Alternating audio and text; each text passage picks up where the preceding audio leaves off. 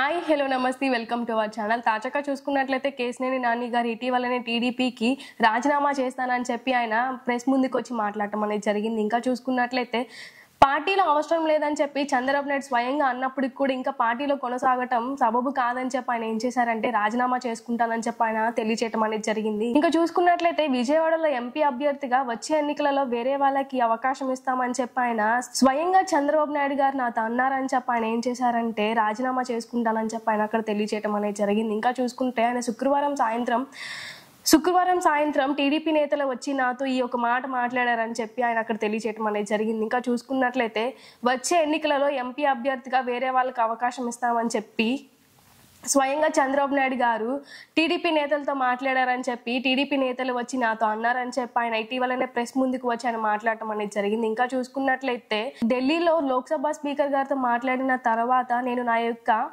MP సభ్యత్వానికి నేను రాజీనామా చేసుకున్న తర్వాత మరుక్షణమే నేను టీడీపీకి రాజీనామా చేస్తానని చెప్పి ఇటీవలనే ఆయన మాట్లాడటం అనేది జరిగింది. కేసినేని నాని గారు మాట్లాడిన మాటలు ఒకసారి విందాం.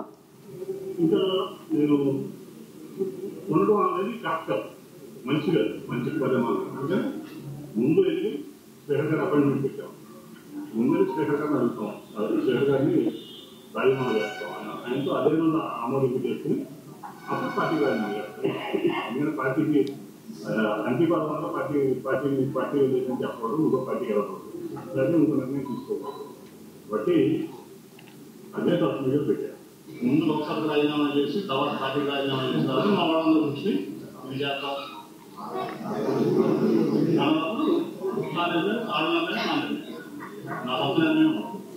మా వాళ్ళందరూ ఏం చేయమంటే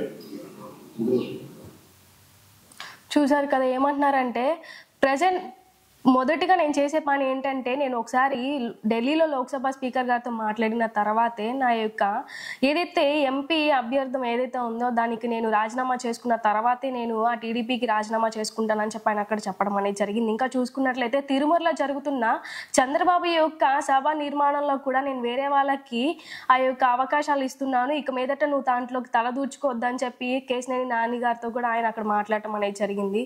మరి చూసారు కదా కేసినేని నాని గారు ఈ యొక్క ఆయన తీసుకున్న డెసిషన్ కరెక్ట్ అయితే ఎస్ అని లేదంటే నో అని కామెంట్ చేయండి. మరి మా వీడియో నచ్చినట్లయితే లైక్ చేయండి, షేర్ చేయండి, కామెంట్ చేయండి.